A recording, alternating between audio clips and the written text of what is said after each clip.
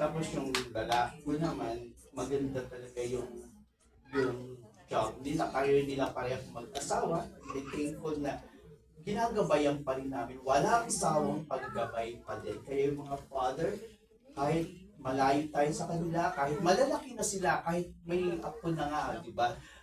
Gabay pa din, andun pa rin talaga yung, hindi talaga magtatapos yung gabay, at saka yung financial support talaga sa kanila, hindi talaga yung magtatapos talaga. Bernadette, can you please come forward? Sino? Picture. Sagarin mo na. Ano? daw yung message sa Smile, smile. Payakan mo lang si daddy mo, ha? Yun ang purpose. Happy Father's Day, Daddy. As Okay. much as gusto ko pong i-specify lang kay Daddy yung message ko, gusto ko pong i-greet each and every one of you po. Kasi yung napaka-importante po ng father sa isang bahay po. As a daughter po, sobrang sobrang importante po ng father figure. Kasi pag ako tsaka si mama po, madalas po kami mag-away. Madalas kasi babae po eh. Nag-aaway po yan lagi. Andyan po si daddy para pumagitna po. Sure po ako ganyan din po kayo sa mga anak niyo po. Especially po yung mga puro babae po yung anak. Gusto ko lang pong bumati ulit ng Happy Father's Day. I-special mention ko na po si Daddy, of course, tsaka si Tito Dave. Kasi right now po, sa bahay na ito, silang dalawa po yung nag-aalaga sa akin na todo. Isipin niyo po, 23 na ako, parang binabaunan pa rin po ako ng baon pang sa trabaho po. Super thankful, super grateful po for everything. And thank you, Daddy, kasi you were there for me emotionally, physically, mentally, and now you are providing me with something more greater, which is being there for me spiritually. And I am continually growing in faith because of my father po. So, Happy Father's Day. Si Sister Stephanie. Iyak na ako pa. At yung baby niya.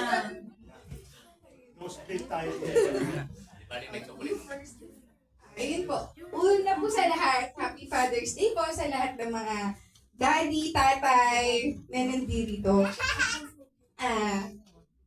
Bali ako po, ito po ang aking mister. Ayun po. Bali ang masasabi ko lang po una sa lahat, Daddy, Happy Father's Day. Tingnan na ako. Gusto naming malaman na you are very much appreciated. Every day, every hour, every second, every minute of the day. Very much appreciated naming tatlo. Yung una sa lahat, yung sakripisyo mo. Hindi lang para sa amin, kundi para kay na mama, para kay daddy. Marami ka na sinakripisyo. Halos araw-araw, iniiyak ko sa'yo na kami naman. Kami naman, pero hindi naman naiiwasan po, di ba na? Siyempre, father, anak po, hindi po yung naiiwasan, pero dumarating po kami sa point na talaga nakikiusap ako sa kanya na kami naman, kami muna. Pero sobra-sobra kaming blessed kasi despite ng lahat ng paghihirap mo, sakit na nararamdaman mo, lahat ng operasyon na nadanasan mo, lahat yun para sa amin at sobra-sobra namin yung na-appreciate. Happy Mother's Day and we love you. Thank you so much.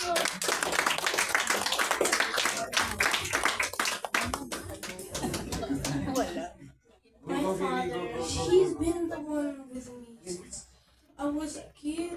She's the one with my sister and me. When she was far away, he was over. My little sister always knew the truth. He sacrifices everything. She does everything for me. To survive here, not without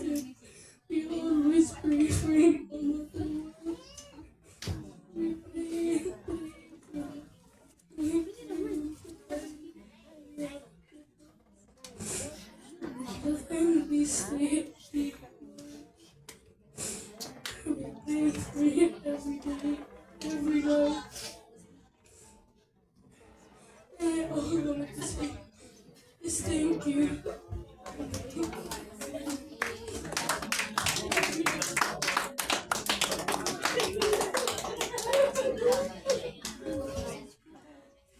Ang sarap naman, no?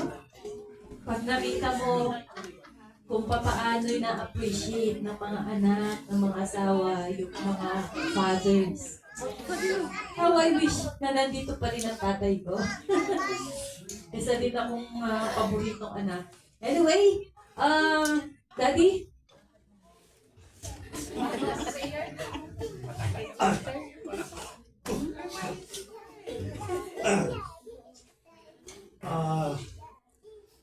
There is one common character of a father, and I do believe that you will come agree with me. Father shows how strong they are, how they will fight for the family, and they are the defender. For us, no one will hurt our children because we are the one who will defend them. That is the attitude of a father.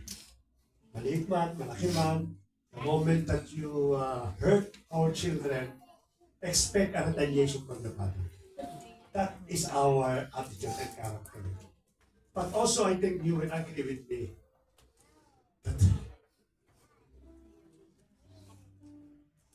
that we are also coward. Tawag din po kami. When it comes showing our weaknesses, we don't want to show it to our family. We are deeply in pain. We are disappointed.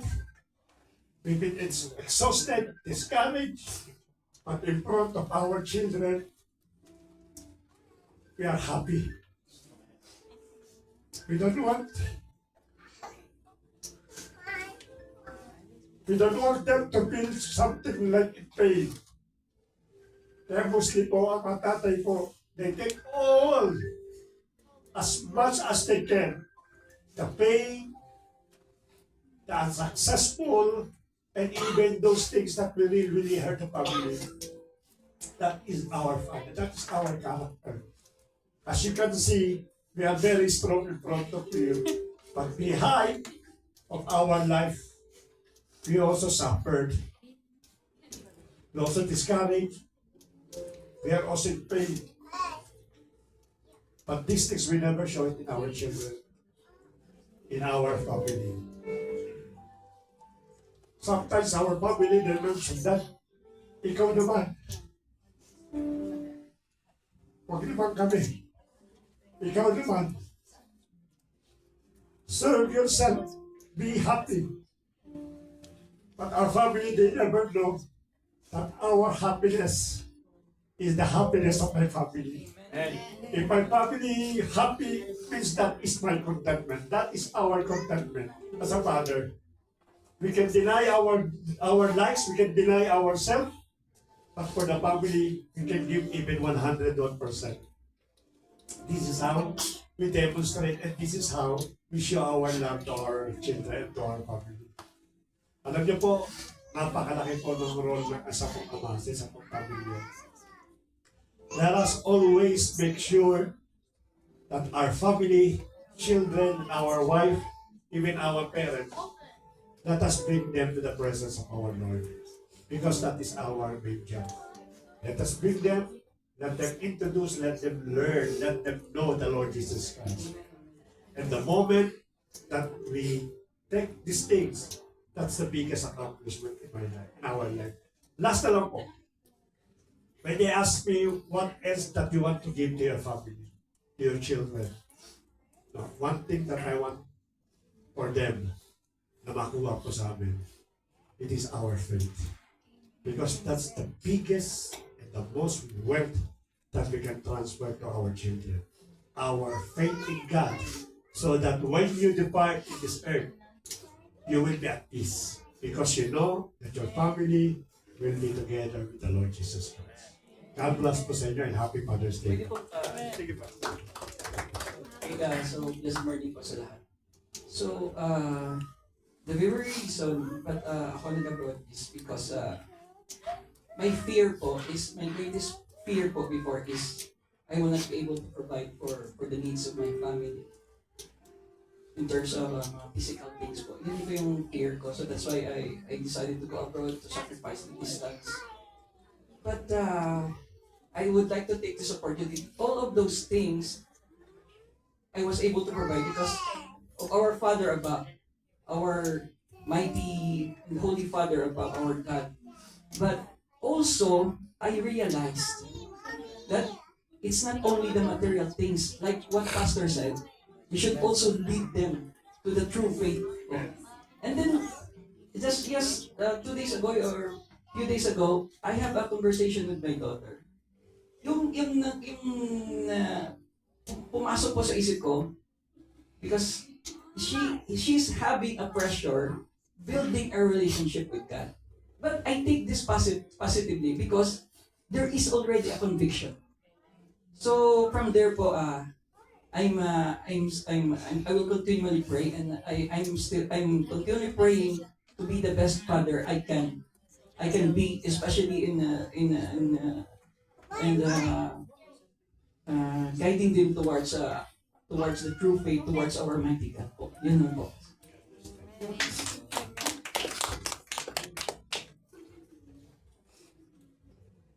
Wow, what a blessed day today. I want to take this opportunity as a representative from Jesus the Great I Am. Our Pastor Bernard is like a father to this church, represented by God to guide us spiritually to His children.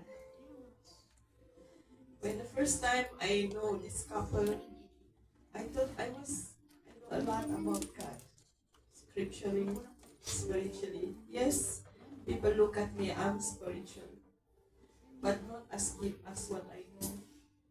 Knowing him, Pastor Bernard, the head pastor here, like a father. I lost my father a few years ago, but having him here in the church, I feel secure, because knowing that he is like a father to our church to lead us spiritually. He guides us from Genesis to Revelation. Chapter after chapter, he spent time, day and night, to learn, to teach, to guide us as children of God. I know sometimes you have to be a transport ministry, you have to fetch pastoral, sometimes you have to fetch Ivy. But at the end of the time, even he is exhausted, he still come back and sit in front of the computer. Taking time, words after words, he took his time to study, to teach us, to guide us into deeper knowing God biblically. So, this moment, Pastor Bernard, representing all the JPGI, we want to appreciate you as our father in this church.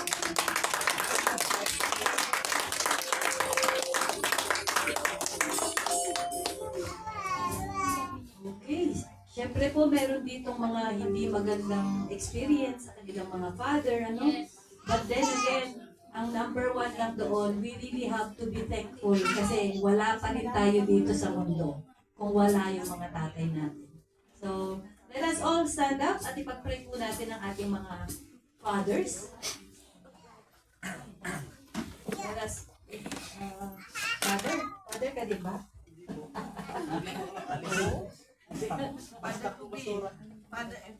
Okay, sige po, tayo mukot manalangin. Hallelujah. Father God in heaven, we thank you for these parents, for this father that you have given us. In Jesus the great I am. Especially our Pastor Bernard as the father figure of this church, Lord God. We give you glory, we give you honor for giving us such a wonderful pastor, Lord God, who's compassionate, who's loving, who's guiding, and who's always there, Panginoon, to continually teach us to be rooted in your word, to be rooted in our faith. Lord, we thank you for all these, Father. You know their sacrifices. You know their struggles too. We believe, Panginoon, as they surrender to you their lives.